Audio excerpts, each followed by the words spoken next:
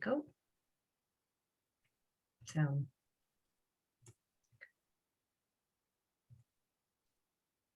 So welcome everybody. So this is our open session, and some of the items that we've discussed already included the very catchy Sustainable Development Goals, Tidy Town supports in the future, and maybe ways or ideas to how to measure your actions. Perhaps not the most exciting topic. So there's only a small number of us here today. Aoife, how many are on the meeting? There's about 10, I think. There's 12 in total, but that includes the two of us. Okay. So Aoife and I just here, we're going to answer any of your questions as we work along. And I suppose I'll just start. So one of the key things that just for the entry forms and for Tidy Towns over the next few years would be, there are some sort of key buzzwords I wanted you to just to be aware of. You've heard already Sustainable Development Goals, and you maybe remember Debbie talking about the circular economy. So there are two buzzwords. If you do anything this year, get those into your entry form when you're mentioning those. For those of you who complete your Tidy Towns entry form, and think about an awful lot of your work actually relates to this, but these are government goals and things that the government are pushing for as well. So just if you have those words in your entry form, and I'll just recap a little bit on the concepts and what they're about, because they're actually pretty common sense stuff in quite highfalutin terminology. So in 2015, the United Nations set about a roadmap that they wanted for the world. So it was a roadmap to have sustainable development. And in 2015, 193 different member states of the United Nations agreed that they wanted to make the world a better place for the 7.7 billion people. And to do that, they set about this roadmap with 17 goals. And those 17 goals, as I mentioned, are the Sustainable Development Goals. So there are different logos, they're all the same. Under each goal, there are specific targets. Now, you don't really need to worry about this at all, and you don't need to panic thinking, I need to be doing something for all 17 goals. What it is more thinking about some of the work that you do, if it can be linked to one or other of those goals. So just a little bit of an introduction to the actual Sustainable Development Goals themselves and what Ireland's doing. So Ireland actually set about drafting a complete national plan of how they were going to integrate those 17 goals into all the actions of the Department of Housing, Department of Communication, the Energy Department, all those different bodies. And they're trying to integrate their actions to those 17 goals. What interestingly, they also put out a call for champions, companies, individuals, or organizations who would champion the sustainable developments. So these are the champions here from 2019. So for example, in 2019, you had Carlow County Council, the GAA, or Musgroves, or Vodafone. So I'm just highlighting this because I mentioned again in the future, there will be a call, probably in 2022, for local sustainable development champions, such as maybe individual Tidy Towns groups. So hopefully when you think about it in 2022, you can hear that as well. Oh, we've got a little one. So how do they link to your Tidy Towns? Again, a lot of you hopefully have applied for grants in the past, the anti-litter or the anti-graffiti grants that the council delivers, or I would know them as the LA21 grants, the local environment grants. But it's things that you do locally that make a difference nationally. So I now have put in 17 separate slides for each of the goals. And in each of the slides, I've put an example of maybe how some of your work could potentially link to these goals. You'll have this presentation, you'll have a PDF of it. Unless you want to, I'm going to focus on maybe 3 or 4 of these because I just don't want to go through them all, unless there's ones of particular interest to yourselves. So I'm going to go straight to number 3, the goal on good health and well-being. And that's maybe thinking about promoting guided walks in the wood or dawn chorus in the late spring, or working maybe with the local mental health association. Also maybe providing links or promoting any community gardens. I know in Dromore West, I believe there's an organic garden there. There is also the gardens in Sligo Town as well. If you've got allotments or works that you wanted to link to that you can actually want to push for as well. So that's just some examples that some Tidy Towns groups might be doing that link directly to the Sustainable Development Goal on good health and well-being. I'm going to move on this time, passing gender equality and going straight to clean water and sanitation. And just, I suppose, pointing you guys to any of the green schools in your communities and the work that they could be doing there. For those of you who are maybe promoting some of the refill stations, I think, but Debbie talked about that before, and there are businesses in Sligo Town, for example, who are advertising that they'll happily fill up for free water into drinking bottles. And if some of you are selling keep cups or drinking bottles for your community or group, again, that's an idea of something that links into that sustainable development goal. There are other ones on clean energy. For example, if you're doing an initiative about turn off your LED lights, and every LED light costs 10 euros a year to run. So if you turn your television off at night at the plug or your computer. Shop local. Or maybe promote local industry and infrastructure. There's reduced inequalities. And the other one coming up is the sustainable cities and sustainable communities. So the next one I wanted to look at, we've talked a bit previously about the Stop Food Waste programs and My Waste and promoting the right use of your recycling bins. But the climate action one, again, you can see the links here. There's the climate actions, people who are promoting use of the conscious cups or trying to advertise themselves and promote themselves as free from single-use plastics. So again, I suspect some of you might be doing something in your community on that. Maybe give me a hands up if you think that at least we've mentioned 1 or 2 things that you're doing that link to any of those sustainable development goals. So John's got his hand up there. Thank you, John. So that. And Maribeth as well. And okay. And Kathleen and Gertrude as well. So that's good to know that there are communities out there doing work, and you begin to see the links between the communities. There's the Life Below Water, for any of you doing work, for example, with Karen in the local authorities waters office, the Law Pro offices.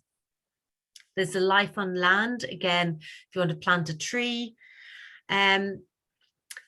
Peace, justice and strong institutions. And I saw that, I thought, no way, are we asking Tidy Towns to tell me how they link to that? But I was sort of a bit skeptical and not happy. But actually, through the PPN, we are supporting strong institutions, and the PPN is getting communities to work together as well. So I know one of the questions Sarah and the others have mentioned after this is about working together in the future. So be that through strong institutions or good partnerships together as well. So that's just a rattle run through the 17 goals and maybe some actions that link to that. You also, we raised before, if we're doing all this, it'd be really good to try and work together to measure the impact of our work. So I think I mentioned before, I was just, there's a new, there's 2 new shops in the county about refill stations. So there's one in Tobercurry and there's one in Sligo Town. And the one in Sligo Town has only been open for 3 months. But I saw a post from the owner and she said just in 3 months, she was able to calculate how many thousands of plastic bottles she has stopped people putting into bins in Sligo because they've come in and they've refilled in her shop. And it'd be really good to try and expand that if we can across the county and try and get some facts and figures. So I was researching how we could possibly do that. I haven't got the answer yet, and hopefully we'll maybe have a discussion on what we could do. But a first point of call is that the United Nations do have a mobile phone app. And the one here on the left, this one here is meant to be very good, but it's not been updated for the past year, and it doesn't work on my Android phone. So I did try to have a play with it, but it might be worth having a think if it works on any of your phones out there, because the reviews on it for people who worked, they said it worked really well. But it could be a really good way to track and think together as a county, what have you done? I also was in contact with the staff from last year's Sustainable Development Goal unit in Dublin. And they're going to try, they've sort of been on pause for a bit because of COVID, but they're getting back together and hopefully have a lot of information for us. But they are going to send us information in advance of next week's session. So hopefully I'll have a little bit more on how we can work together as a wider community on that. And hopefully I'll have some information for you on that. Sharon, if I can just add to what you're saying there, the development perspectives with the organisation who run the workshops on the SDGs actually were in touch with me just yesterday looking to do a local workshop. And my take was I didn't want to do a very basic introduction to the SDGs because I think it can be quite theoretical, but I have come back to say, look, if there was interest from this network, would they do a tailored workshop for us, which really kind of, which took us in a lot more detail as to how each group, what the actions each group does and what that already aligns to, and ask them for maybe some ideas of how we could map it as well. So if there was interest, they're kind of willing to come along and do a special session for us all on something like that. That would be great. I mean, because I think you're right, Sarah. They can be very theoretical. Yeah, it's very high level. And even when I'm preparing this presentation with 17 slides, I thought I'm not going through all these 17. Yeah. It's not very engaging, but it's more just to, as you say, build that understanding. Yeah. So it could be something. But I think the thing is, from all the feedback that we're getting, working with social justice and working with the Department of Rural Community Development, I don't mean once COVID is finished, that sounds very crude, but something like this is going to be a real focus for them going forward. So they are already looking at things like how funding applications will incorporate alignment to the SDGs, how they will kind of have special tranche funding under certain SDGs and all this kind of stuff. So I think the quicker people can start using them in a really simple way, and a really simple way that we've been told that the department and funders will look will look really favorably on is if you have your normal work plan. So your work plan might be X number of planters or X number of that next year work plan, you simply include the logo of the SDG. So you don't need to detail how it aligns, or you don't need to go into any detail. But if you have those logos aligned, and we actually have a communications pack that we were given before that I can send out today that has each logo individually in a really you can cut and paste it into any Word document or anything you want to do. But I think the quicker we can start, groups can start doing that really simply, the less kind of challenge they're going to find when this kind of stuff does start to be asked for. That's brilliant. I think even if we can get the pack out and get people thinking about that, and thinking about that when it comes into their, but as you say, into application forms. Indeed, I think my next slide, well, it's a couple more, but it's linking in. Now, I did show this awful, you lose this on translation, but this is a long-term plan matrix. So this is one anonymous community's long-term plan. So on the left down here, you can see all their, community and development, landscaping, tidiness and litter. So these are their main actions for the next 4 years. So what I was looking at that, saying, well, look, if you look in particular at, say, community and development, one of their actions for 2022 was to do at least 2 initiatives each year for yoga or a local school. So to me, that instantly links in with the quality education goal. So just trying to again highlight just where that logo, Sarah says, if we can get that from their communications pack and you drop it in next to your action, so we can link it in. Likewise, for one of the actions in that long-term plan was for community, they have a greenway going through the middle of the community. So it was to build on the infrastructure that they have. And that links in instantly to number 9, industry, innovation and infrastructure, and the sustainable cities and communities. So again, as Sarah said, it's just to try and link your actions to the goals from that.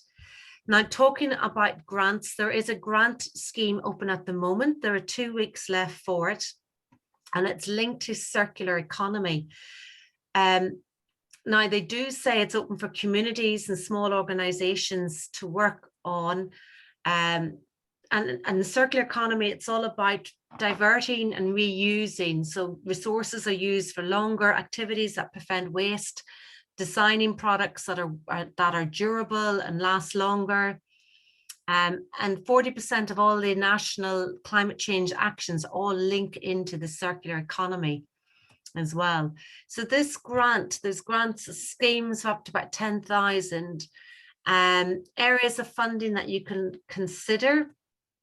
So again, just on plastics, if maybe not for this group, but if you were doing something community food wastes or resources and raw materials, and it says specifically furniture or textiles. So I was thinking, well, how does that link maybe with what some of the community groups might be doing? So if there's a repair shop maybe, or food waste initiatives, or for example, the Red Door in Sligo Town, which used to do school book and uniform reuse.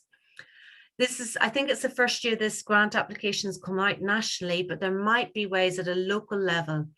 And I put in the one about nappy schemes here. And so this is an old story of mine. When my eldest, who was 18 last month, was born in Belfast Maternity Hospital in the Royal Hospital, they didn't have reusable nappies. They were banned in the ward. Disposable nappies were banned. And all the babies in the maternity unit in 2003 were given reusable nappies. And there was a whole funded initiative there with really nice fleece nappies for all these tiny babies being reused. So again, there's ideas out there. People have ideas they want to promote and share as well. So again, as Sarah said, there will be a lot more funding coming in. This is the first that I've seen of the kind that's come up as on that. So it's just going forward, as Sarah, we talked about the sustainable programs. I know the biodiversity training with Sligo Leader is starting and will be launched within next week. I know the PPN environmental training is going on. And I showed you a slide showing you the 2019 champions for the Sustainable Development Goals. And they're hoping to open that to local champions in the near term as well. Okay. So they were all the things I was going to talk to on those. Are there any questions or any discussions? Sarah, have you got any more you wanted to add on that particular?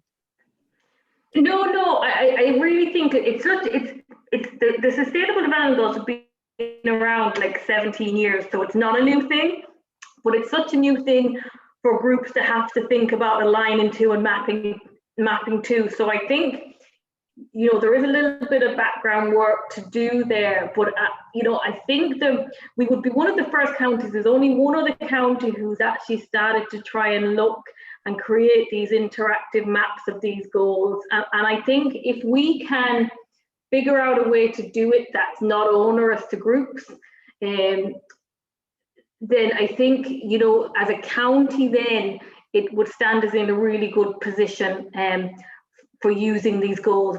There's two big county plans coming up, the new local economic and community plan, and also the new Vision 2030 document, which is about what Sligo should look like by 2030.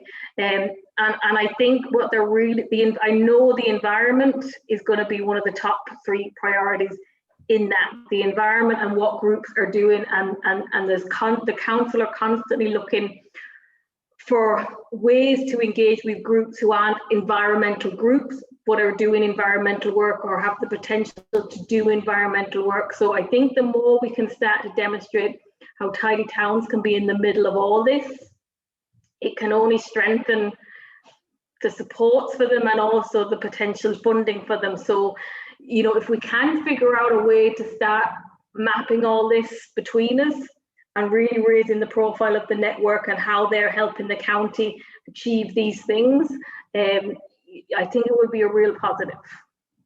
Okay. Any other questions or points from any of the participants here tonight? I know a couple of people were a bit nervous about it. And I asked Aoife to come in tonight because she's just finished doing a lot of research on sustainable plastic use. So I don't know if Aoife, if you want to say anything, or if anybody had any questions, or does the whole idea still terrify people? I suppose, what are people's thoughts on it? Yes, so John asked in the comments, would you explain more about the circular economy? So I suppose just to give kind of a brief synopsis of the idea of the circular economy is that the current system that we have in terms of resource use is that you buy something, you use it, and then you either recycle it or it goes in the waste bin. And a lot of the energy that goes into products goes into the making of it. So the longer you can keep something in circulation, whether that's through repairing or reusing or repurposing. So, you know, even especially things like, you know, if you've got old furniture, like upcycling that, maybe reupholstering it, or, you know, sometimes even just getting it restuffed, it gives things a second life rather than, you know, having to buy new furniture, which every time you have to buy something new, more energy and more resources have to go into supplying new stuff. So that's why the best thing you can do in terms of trying to minimize your impact is to keep what you have going in circulation. So if you have a keep cup, what's really important is that you use it, because the more you use something, the more you dilute the initial impact of making that cup.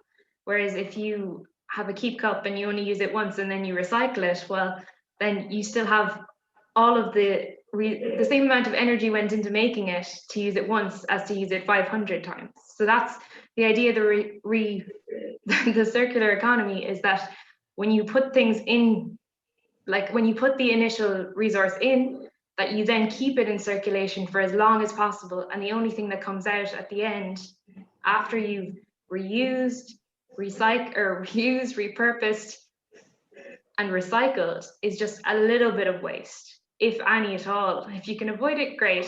But if there's residual waste, you know, to keep it at a minimum, rather than having, you know, buying something, using it once, and then throwing it away, regardless of where that waste ends up, whether it's recycled or put into a landfill. So I don't know, does that answer your question, John? Hopefully. Yeah, that was fantastic. Thanks. Fantastic. Sharon, in our group, We have sorry, Sharon, Yep. group at the AMC in Lava, we do get books from people from around, you know, old books that has been read, and we have them all gathered in a school and at the market, and there's like sold for a donation.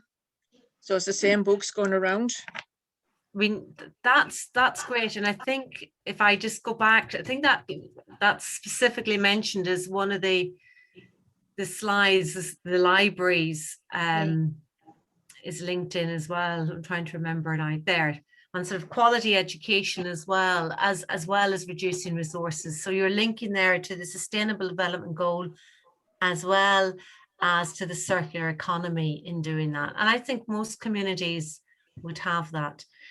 Now, I just see there's another comment about there, you know, is it just sort of a stamp collecting and is it linking? Well, I suppose at the moment it sort of is, but if the website I was looking at, the GeoHive, it's just sharing good stories and sharing success stories.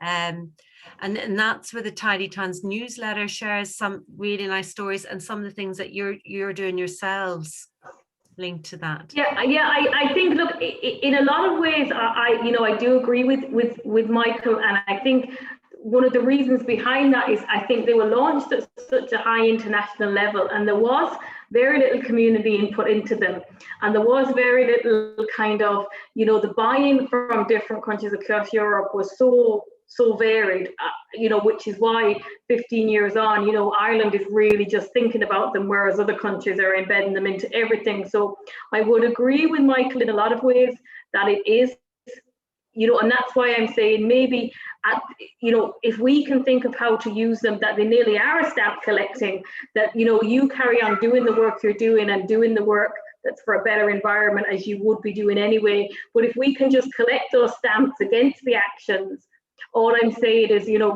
it doesn't have to change the way you do anything, but by that simple action of putting those logos on, it, you know, it has the potential to help you going forward when we do talk about funding. And also, it, you know, whatever the thought about them are, they are the thing that government has to align to, but also they do allow for a nice visual. So if we can say, you know, at the end of year one after this session, well, 10 Tidy Town groups now fulfilled an action against, you know, number 16, or, you know, they do allow for you to, yes, in some ways it's tick box, but they do allow you to kind of present on work that's been done in a visual way that maybe we wouldn't have even been able to do before. So I think it's not about getting bogged down with them, but if you can think of simple ways to just kind of put those logos and those goals against what you're already doing, you know, I think you're just kind of helping yourself for how things are going to be going over the next few years. So, you know, it's not to get bogged down in, but it's just to start thinking about simple ways to just incorporate them. Yeah. Michael, you wanted to say something? You're on mute.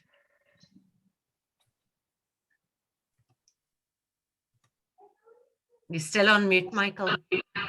There. Okay, I take that on board, but I still feel that maybe this whole thing has come sort of somewhat the cart before the horse. The situation is that we are sort of putting connections between the sustainable goals and the project that we've already done. We've provided the value on those projects that we're doing. The fact that we're actually sort of giving them recognition and putting a logo beside them doesn't really affect the impact of the project that we've completed. And it's okay, individuals that are having to fill in the application forms with trying to make these links and associations. Whereas in the past, what Tidy Towns have provided is a sort of ideas like read biodiversity projects, pollinator projects, let the grass grow projects. Those are all projects that we as communities can see value in and actually implement them quite easily.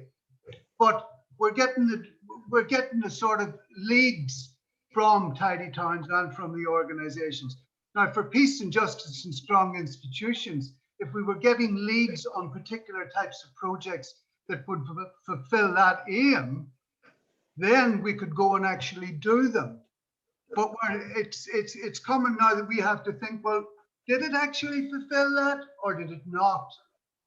And it just puts an extra mental bonus or burden on the person filling in. So I would have thought it would have been better to give ideas of particular projects and say, right, you want to die in poverty, well, you do this, this, and this, and take your projects and go and do it. And that would be one way, rather than sort of doing it in reverse. That's my comment. Sorry.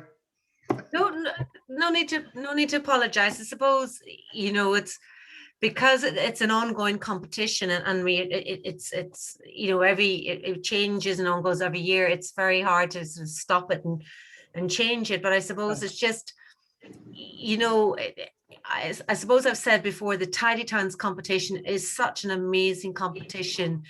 It's the biggest community project in Europe. The numbers of people involved in it is the envy of Europe. And I suppose that's why the government is really honed into it, because they really see the benefit of trying to link their aims and what they have to do to the work at community level. Yeah, it's not perfect, Michael, but hopefully we can try and help where we can and really fine tune it and make it easier as we go along in that one. And I'm presuming if this is really the first year, Sharon, that the two have been brought together, I could be wrong, but then I'm presuming from this year's there'll be a lot of learnings about winners and how they've aligned that we then can share and say this would be a great project to do under this, or am I wrong there?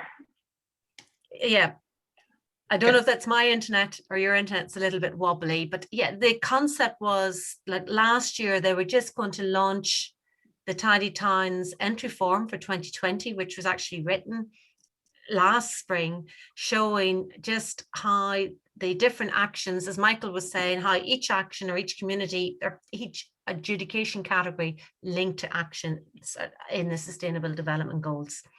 So it was just meant to be a general introduction. And there's, again, this year, it's just meant to be a general introduction for Tidy Towns, just to raise awareness of them, to introduce people to the concepts, and to think about, very much at this stage, thinking about how the actions that people are doing on the ground can potentially link in.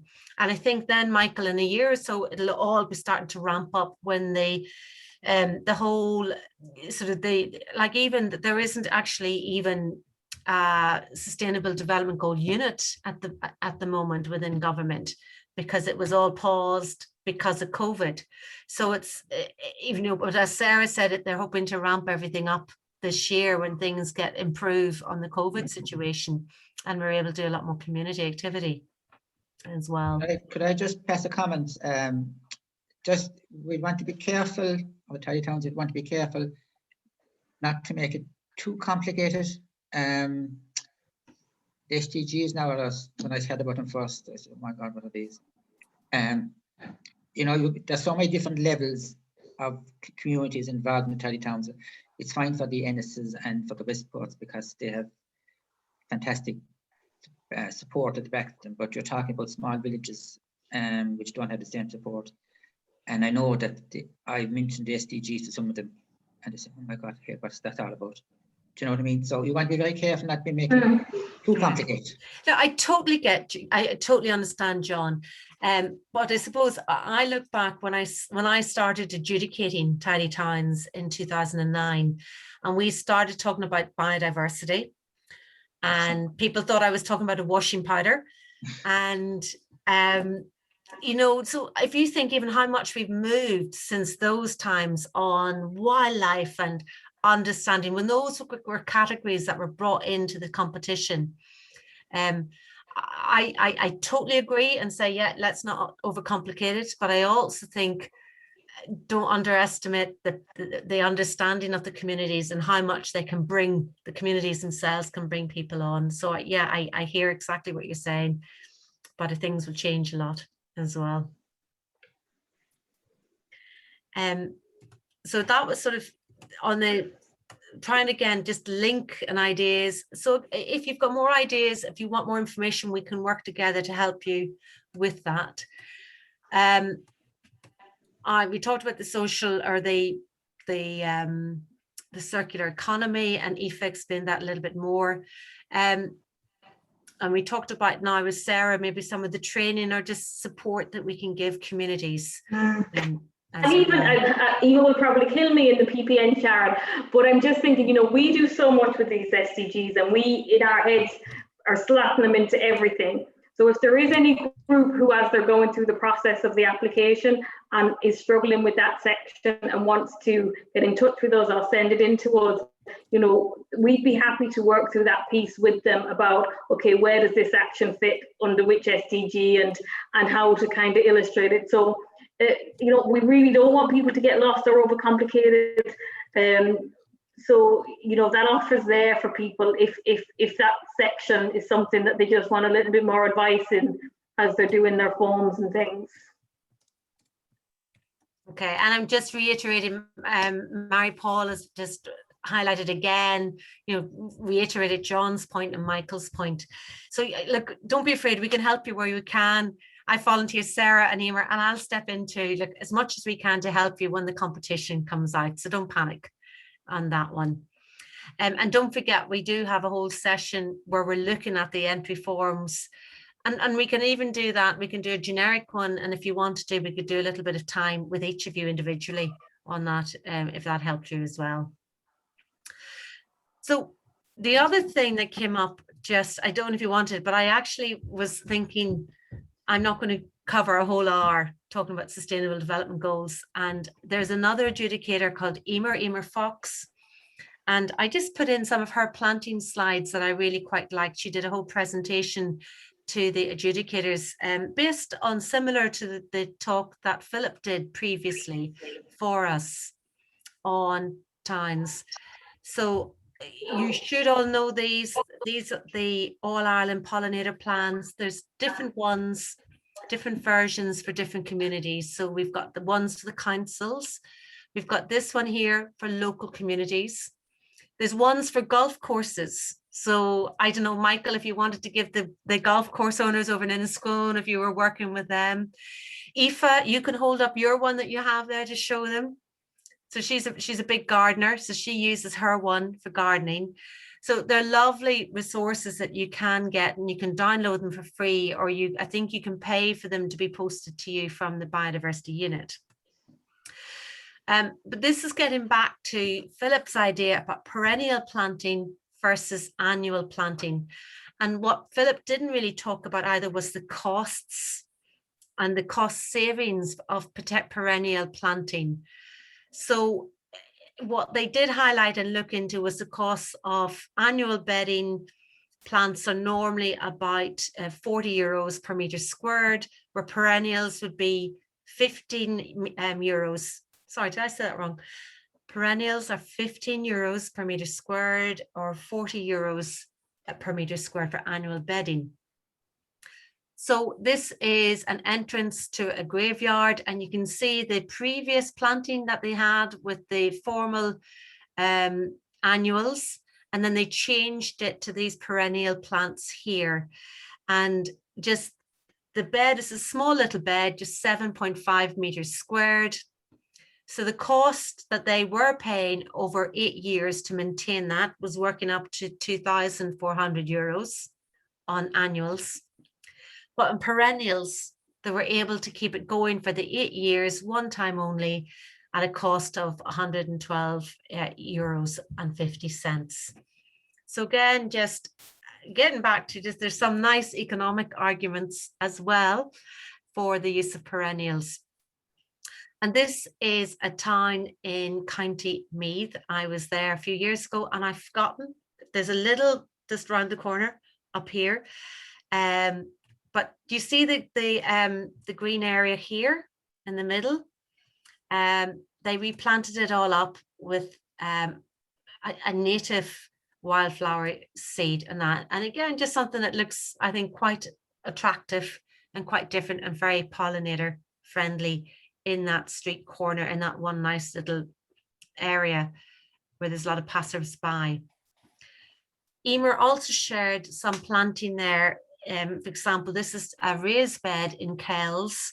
Philip talked about the use of verbena and lavender, and here we have some of them here on this planter bed using box edges. So there's just a different example, some planting there that might be of interest to you as well. In streets, it can be really tricky in some of our towns where you do have a lot of clutter, street signs and bollards and parking. And whereas we'd always try and say where you can plant your street trees into the ground itself, that's nearly not always possible. So again, the trees can provide some vertical bedding and just raise your height and just get you away from the sort of the clutter of the parked cars that you have, such as here's Edgeworth's Town, and Sligo Town was very good at that as well with their raised trees. This is Athboy, and just a back lane and the before and after. So you can see here it was just sort of quite a bare, it's sort of just a little bit sort of built up with grasses and docks. And then you can see afterwards here, there's some lovely geraniums and flowers put in the same bed. So they've got a succession planted of different seasonal plants. So you've got colour right throughout the season here. You've got the early irises and geranium to the late summer roses, providing a sort of a palette there for in this little pedestrian linkway, which I just thought was a really nice imagery there just to show to people. And the last slide I have for you tonight is just to ask if you any other questions or any thoughts or any information that you would like further details on. So you're welcome to unmute if you want to, or to even, dare I say, turn your videos on if you want to. And we're just open for any other questions that you may have. Sharon, one thing that came back after one of the earlier sessions, I think it was after Debbie's session, was around waste and waste management and maybe a lack of understanding of what to put where and what's available in Sligo and how that could connect to tidy towns and things like that. And the question was just really around, you know, is there scope for the tidy towns, or is there scope for the PPN or someone else to maybe connect and look at, could a local campaign be done around waste and waste management? You know, not going into the levels of fly tipping and stuff that you know we know there's not a lot we can do about, but just to kind of hit those people who are really just a little bit confused about where to go and how to manage what they do produce on a weekly basis. I don't know the answer. It was felt that maybe there was more needed to be done locally to really get the message out around it. Okay. It could be something we could just check with Pete Murta, the Environmental Awareness Officer, to see, for example, are there high levels of contamination in our recycling bins that get picked up? Are there any issues they wanted to address? And I think I said to you before, I mean, I was gobsmacked when I heard Debbie's talk, and she said that we should be putting our plastic, the lids on the Tetra Paks. And I always thought they were to be separated. So I think there are some really simple messages that we could have a very basic, simple campaign. I think that's exactly what they were getting, because I did speak to Pete basically, and he just really directed us to mywaste.ie, which when you go on, I didn't know it existed as it does, and I didn't know it had as much. But, you know, people aren't going to go and look at that. So it was, how do we take the most relevant stuff from that, the relevant kind of really simple hints and tips that Debbie gave us, and also the local knowledge of when is open and where and what it'll cost you, and somehow turn that into something that people have to hand or to, you know.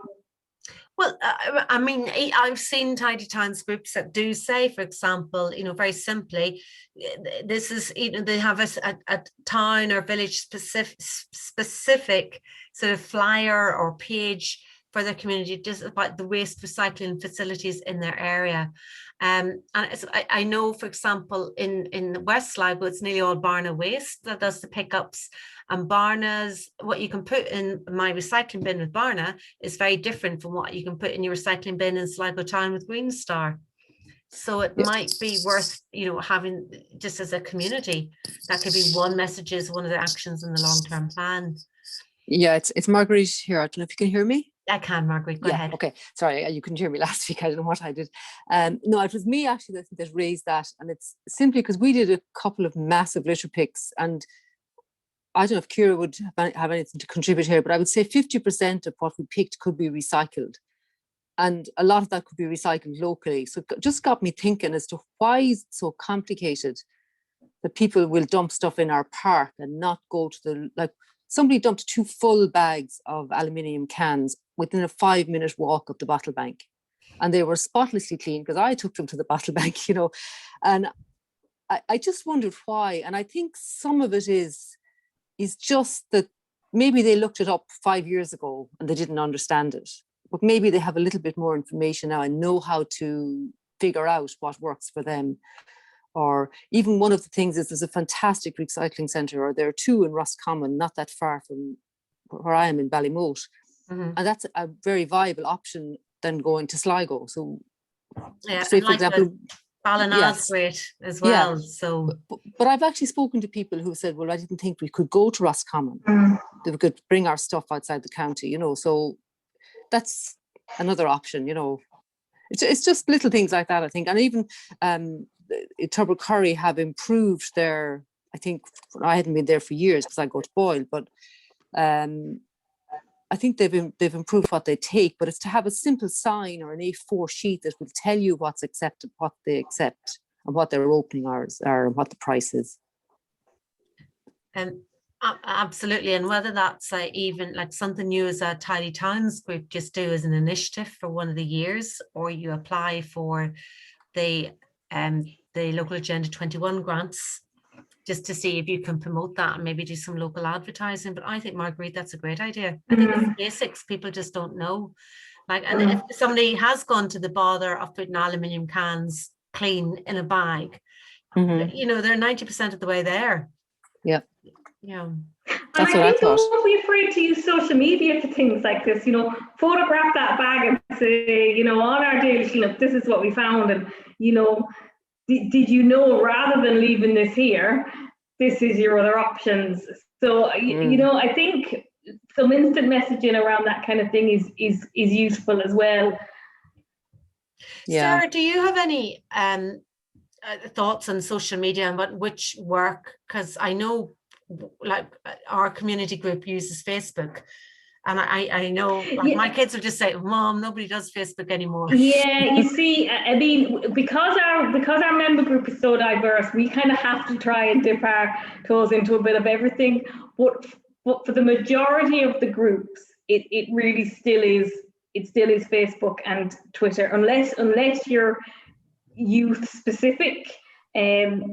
You know, and obviously then we've delved into Instagram. We haven't gone near TikTok, but for the majority of groups it is that. But I suppose, you know, it's hard to know the profile of people who are doing this dumping.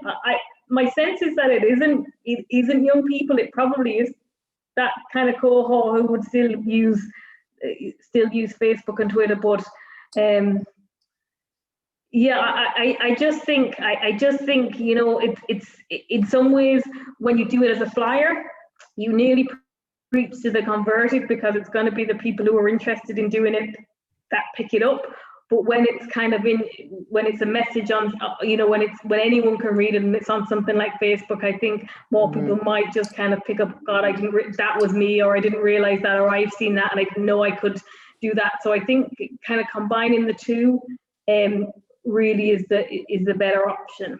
Or Yeah, I would agree there, because I think how many of us print off something and go, I'll sit down and read that with a cup of tea, whereas I find on the phone, I'm kind of struggling to read it, or I make it bigger, or then you miss a bit in the corner. And it's just important information. If you're going to take the time to learn it, why not, try and get the best learning from that. Something else came to my mind there now. I was just thinking of the circular economy is on our Facebook pages, and I'm not, again, I don't really understand how Facebook works or how I link into, but that would be your charity shops, I suppose, and promoting anybody who does, say, upholstery or and anything like the Sligo Hospice shop has kept going the whole way. The whole of COVID, they've continued to sell furniture online. So good point, Marguerite. One radical thought might be, see if you could link in with the local schools and see, can they do a TikTok on basic waste messages for the community as well. Can I just ask something about the grant we get every year from, we can apply every year from the council? I don't remember the name of it now, but how you spend that it's not supposed to be on capital purchases. Am I right in thinking that? So if you wanted to buy, say, a flower pot or a planter or something, you're not allowed to spend it on that? Yeah, there's the community and voluntary grant scheme, which isn't supposed to be, but there is now the community enhancement program. That's a second grant scheme, and that is aimed at capital. Now, I know when it was first launched, it was mainly aimed at community facilities and centres, but I think now I'll check this out, and I'll send this details on it around as well. But I think there has been a little bit of leeway in terms of capital purchases for groups, given obviously COVID, not just Tidy Towns, but a lot of groups kind of moving outside and looking for outdoors equipment and things like that. So that would probably be the better one for capital purchases. But there was Minister Humphreys only launched that, I think it was earlier this week, and there was a set amount allocated to each county. So I dropped the grants officer in the council an email just on exactly what that might cover for Tidy Towns or something. Okay, that'd be great.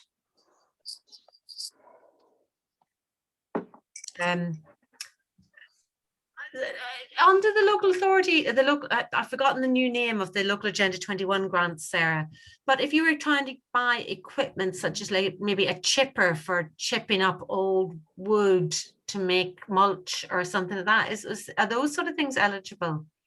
No, they had been in the past.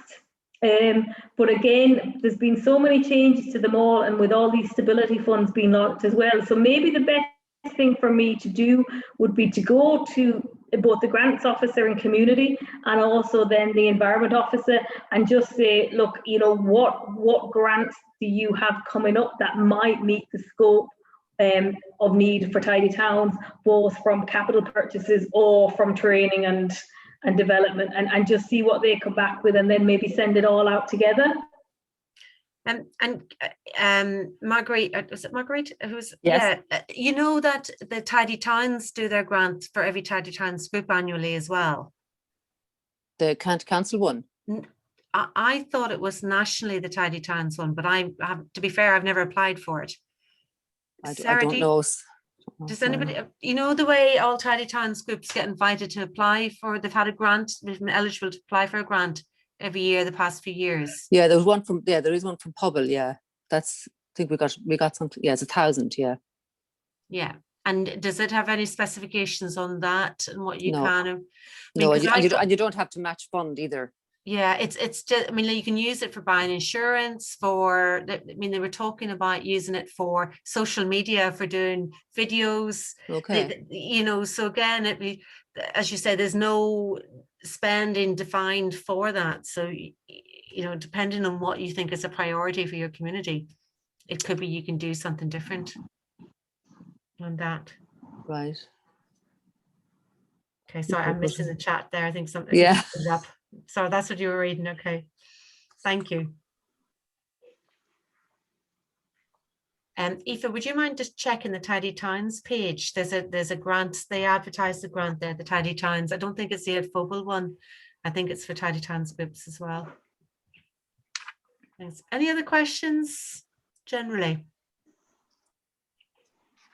So look, we've got a few ideas for taking things forward, for maybe aligning and mapping and just ideas.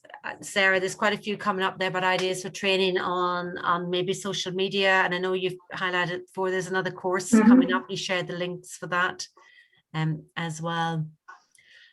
The last session that we have is due next week is meant to be on completing your entry form. And I'd be delighted to go through it with you as a group and then follow it up with individually with groups as you feel you'd like to. We still haven't got the application form launched yet, so I'm just flagging. I'm hoping it'll be here by next week. I would assume it's here next week, but there's a minor chance perhaps not. And we might just have to push that date until we get it, unless anybody's got any opinions on that. Okay, any other questions or final questions? I guess the only other thing I have, and it's not a question really, it's just for the members to think about, is if they would like to look at ways to connect individually a bit more, or if, I know we did flag it at a previous session, or if they're happy to kind of work alone. The system that we use to keep in contact with all our group, Salesforce, has a new, it's kind of called a chatter function. Now you guys don't have to do anything. It's all us who set this all up. But what it does allow is we can set up certain chatter groups. So for example, we're just looking at doing one for the Environment College and our SPE reps and different ones. And really what it just does is allow you all to connect directly without kind of the email threads and the chains. It's like an online little forum that you can just talk to each other and ask questions and things like that. You know, there's no onus on you guys to do anything. You just say, yeah, count me in when we set it up. But, you know, there's a few options around things, and it's just really whether groups are interested in anything like that or whether they're happy to just keep, you know, working away independently.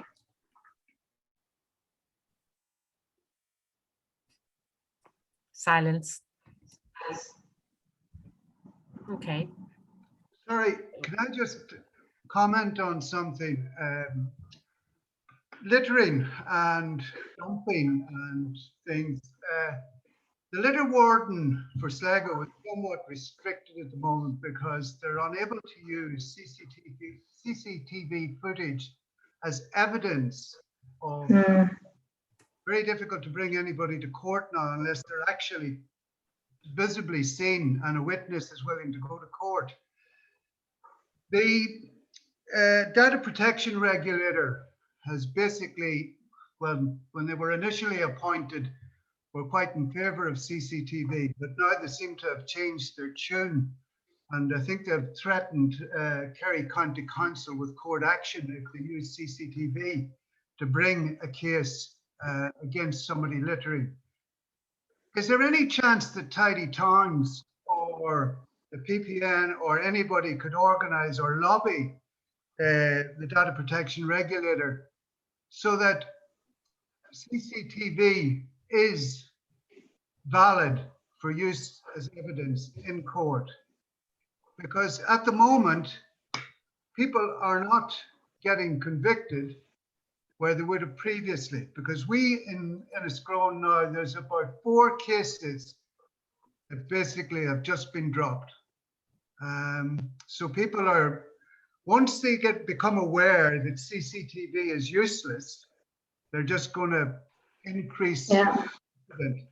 So I'm just anyway. It's a huge issue. It is a huge issue, Michael, and it's not just. I know it's not. It's come from a lot of other groups as well as Tidy Towns groups, and I know the Guards have raised it as well. In that nearly now you have to get someone's permission to film them. to be able to use it as evidence, which is contrary to everything that CCTV is intended to be. So I have certainly heard it come up a lot. Look, what we can do is look at how you would lobby. I think you would need the power of numbers. So if we look for an option to see if we were to put something in on behalf of the PPN membership, or you know, we were to create a template for individual groups to send something in, you know, the JPC might be another good route. We would have a lot of, we have 5 community reps on the Joint Policing Committee in Sligo, so it could potentially be something that the community reps there might raise. So maybe the action then, Mike, is to leave it with them and see how we would push something, or where we would go with something, and then to come out to all the members and see if they'd all be happy to kind of sign up, or what their opinions on it would be. Yeah, I think something needs to be done on it fairly soon, because it just seems a bit ridiculous that people can commit crime and basically walk away from it, because it's not only on aspects of littering, it's all sort of the guards are having serious difficulty. They can't use CCTV from present in relation to crimes of assault or anything else. They have to find evidence that you convict from other sources. So it is causing a major problem. I know a lot of people don't like being on CCTV, but most of it's innocuous. If the people are warned that there is CCTV in the area, that should be adequate. If they're not doing anything wrong, they've no worry with it. While you were talking, I was just trying to look up petitions, because you can't petition. It used to be if you got a certain number of petitions, signatures, you could petition the government. But I was just sharing there that no longer exists since last January. Unless you went for something like change.org and set up, you know, one of those online petitions, and there could be one way of maybe just, you know, the power of names and numbers and social media. I think it's a really valid point, Michael, and exceptionally frustrating. That's what it is, all right. It's a frustration. I think what they're looking at the moment is that they have to actually change the littering acts. They have to amend them so as to allow CCTV to be used as evidence. They have to amend all of the legislation. So it's a bit crazy. But anyway, I don't know of other areas of similar problems, but we definitely have, you know. Okay, it's something we can try and do a little bit of research, see if we can make any suggestions that helps on that. You know, it could be something, again, if everybody just brought it to the local councillors or local TDs as well, and just tried to raise it as an area of concern.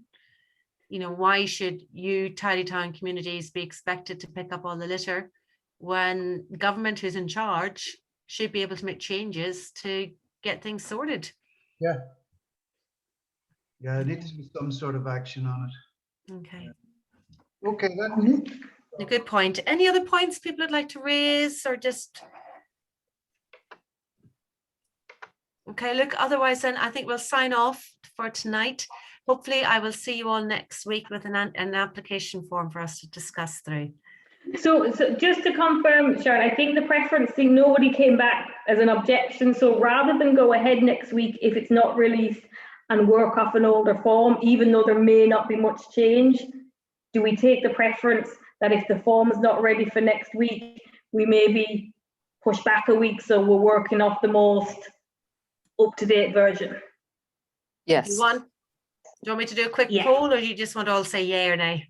Yes. Yes. So I mean, it makes sense. Look, it would be different if they said it would be a few months before it's out, but if it's only the space of a week or so, I think to work up the most up-to-date one probably would be the most beneficial.